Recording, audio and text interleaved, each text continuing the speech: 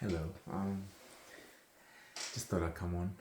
I was listening to a bit of Noam Chomsky as I do.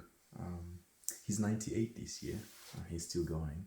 A bit weak, but still going. Probably one of the most written, most referenced intellectual out there, I believe. Noam Chomsky. Good guy. Really good guy. So I was just listening to, I think it's the Raquem of an American Dream, and these two things just came to me, and it's just so funny. And so the first idea that he presents is, the American 14th Amendment, which, everybody knows and everybody quotes and everybody talks about. This idea that every person has, rights that can be infringed upon, and without due process of law. Fair enough. But in the last 100 years, it's so visually, you see it so clearly that that's been perverted, and in this way, so the amendment talks about a person's right being, sacrosanct, and you can't, remove, you can't take away those rights without, due process. So what's happened in the last 100 years is corporations have basically turned into persons, and so typically now it's acceptable, and it's what is done, that we look at corporations as persons, and so what that means is you can't alienate their rights. You can't take away a right of a corporation the same way you can't alienate a person's rights, which is fair for the person, but it's absurd to think that you would treat a corporation as a person. So that's the first idea, and then this idea then extends to the interesting debate now that we're having around, what they call undocumented aliens, right? So you've got people from Mexico, for instance, in America. So just by the virtue of them being persons, the Constitution of America says that you shouldn't, infringe their rights. They have rights because they're persons, right? Yet, that doesn't actually happen. So you take away their rights, knowing that, full well they're persons.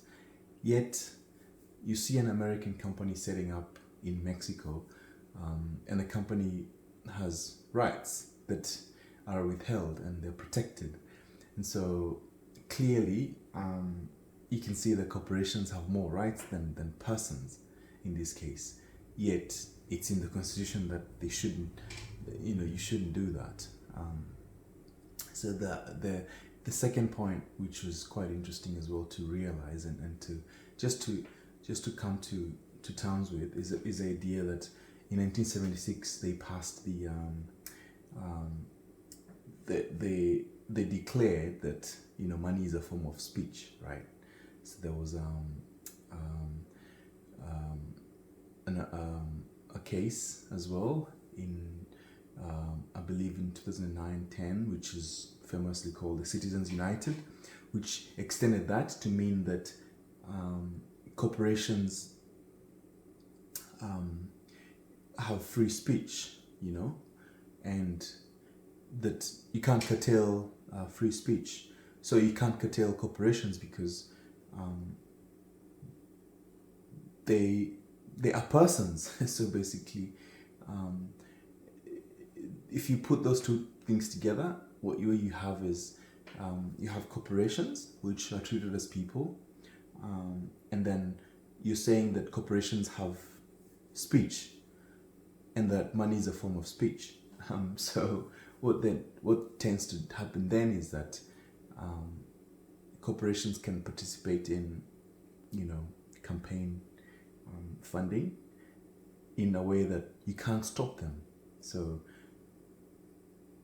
the court case Citizens United basically said that corporations, have rights, and that their freedom of speech is a right which can be curtailed. So meaning that you can't stop them from basically donating as much money as they want to. So that's what's that's what happened. That is what happens in the US now.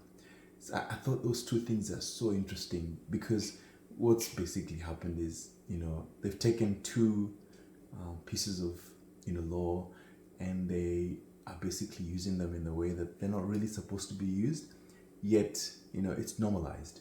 And so we have corporations which have rights that are even higher than persons' rights, and then you have corporations that can do whatever they want. So if you just think about it, it's very interesting that if you think a news media channel, for instance, against big corporations like, say, GE, and that's the example that Noam used, GE can fund as much as they want to fund an election because they have free speech.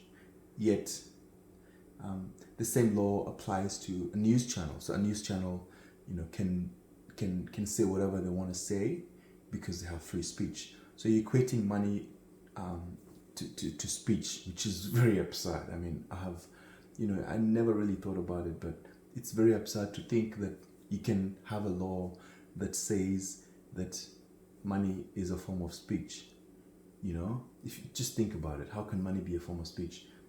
It can only be a form of speech if you want it to be a form of speech, and that's what the corporations did, and they lobby, and they get to pass laws that favor them. So I thought that was really, really interesting to bring up, and just to elucidate a little bit. But yeah, it's so quite interesting. America surprises me every day.